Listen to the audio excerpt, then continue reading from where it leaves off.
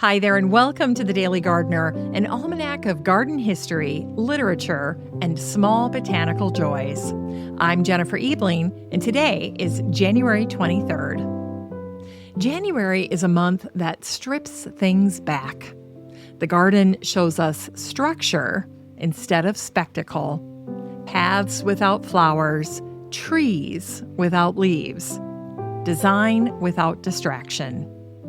And that makes today's stories especially fitting because they're about people who believed gardens should hold meaning, even when nothing is in bloom. Here's today's garden history. It was on this day in 1866 that Peter Joseph Lenné died at the age of 76. Lenné was one of the most important landscape architects of the 19th century, though you won't find him quoted on mugs or calendars. He left behind something far more lasting than aphorisms. He left parks. Born into a family of working gardeners, Lenné learned early that gardens are not decorations, they are systems. He trained in Paris and Vienna, studied botany and architecture, and eventually became Director General of the Royal Prussian Parks in Potsdam and Berlin. What Lenné believed and showed was this: a garden should feel inevitable, as though it had always been there. Lenné embraced the English landscape style. He loved long sightlines, borrowed views, gentle transitions, and he rejected rigid formality. Baroque gardens impressed. Lenné's gardens rested the eye. And as his career matured, so did his sense of responsibility. Lenné believed green space mattered, not only for kings, but for ordinary people. That parks were not luxuries. They were relief, places where the city could soften, where people could breathe. Today, many of the landscapes Lenné shaped, Sanssouci, Glienicke, and Babelsberg, are UNESCO World Heritage Sites. But perhaps his truest legacy is quieter. The idea that a garden can be a conversation between nature, design, and the human spirit. And it was on this day in 1866 that Gertrude Penfield Seiberling was born. She was blessed in many ways, and she never took any of her gifts for granted. One of the ways she kept herself grounded was by gardening. Gertrude grew up in Ohio, and she later married F.A. Seiberling, the founder of Goodyear. In Akron, Ohio, they created a home together known as Stan Hewitt Hall and Gardens, a place shaped not only by architecture, but by intention. But Gertrude was never simply the lady of a great house. She helped shape the gardens herself, walking them, imagining them, living into them season by season. In 1924, she founded the Akron Garden Club, helping to build a community around the shared pleasure of growing things. Gertrude was also a musician, a singer who once performed at the White House, and later in life, a painter. She returned again and again to landscapes, streets edged by trees, buildings softened by green. Above the entrance to Stan Hewitt is a motto carved in stone: Non nobis solum, not for us alone. It feels like something a gardener would choose, because Gertrude understood that gardens are never only personal. They outlast grief, and they hold joy and memory at the same time. Her family once described the Seiberlings as a clan, loud at holidays, together often, constantly bustling, a world of people who made their own warmth. Gertrude understood that gardens are gifts. They gather people, and they outlast us. Gertrude died in 1946 at Stan Hewitt, surrounded by the beauty she helped bring into being. In today's Unearthed Words, we hear an excerpt from Elizabeth Lawrence in a letter she wrote on this day in 1945.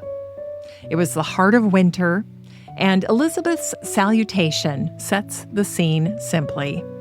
She was enjoying thin toast, wild strawberry jam, and tea by the fire in her studio. Elizabeth writes about the food she shared with friends, about conversations that wander, about people quietly doing their work in the world. The letter moves gently, the way winter days do. Nothing rushed, nothing forced. And then, just before she signs off, she adds this wonderfully human line. I must put the puppy to bed before he chews up all the files of Gardening Illustrated. It's such a small moment, but it tells us everything. That even the most thoughtful garden writers lived among interruptions. And that's winter gardening in a sentence. I must put the puppy to bed before he chews up all the files of Gardening Illustrated. Not grand plans, just warmth, memory, and something alive nearby, doing exactly as it pleases. It's time to grow that garden library with today's book, The Unsung Season, Gardens and Gardeners in Winter, by Sydney Edison, a lovely, lovely lady, and this book was published in 1995. This is a book written for gardeners who live where winter is real. Edison writes about what happens when the garden goes quiet and how gardeners adapt. Some strap on snowshoes to check beds. Others turn to winter crafts, seed sorting, or garden planning. Some bring the garden indoors. Others design landscapes meant to shine in the coldest months, bark, berries, structure, and light. But what makes the unsung season special is its tone. It doesn't rush winter away. It doesn't treat it as a problem to solve. Instead, it honors winter as part of the gardening life, a season of observation, patience, and faith. It's a book that understands January.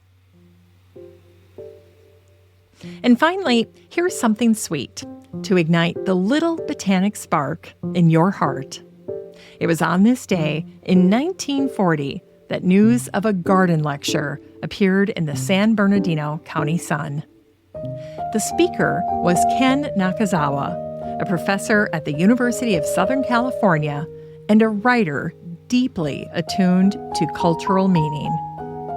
Nakazawa invited his audience into the philosophy of Japanese gardens, explaining that the perfect garden is composed of 3 elements: heaven, earth, and man. Nothing, he said, is accidental. Some stones are meant to be seen, some are meant to be hidden, some are meant to be used. And gardens, he reminded them, are not only meant to be seen, but to be heard.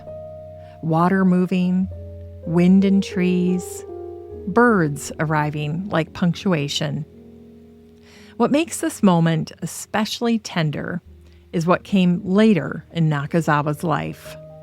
Within a year, he would be arrested and imprisoned following Pearl Harbor, swept up, not because of anything he had done, but because of who he was. And yet, even in confinement, Nakazawa spoke of gardens and human psychology, of watching how people live together under strain. It's hard not to hear his garden philosophy differently, knowing that he believed meaning could exist in restraint, that some things must remain hidden, that harmony depends on how gracefully we place ourselves in relation to others.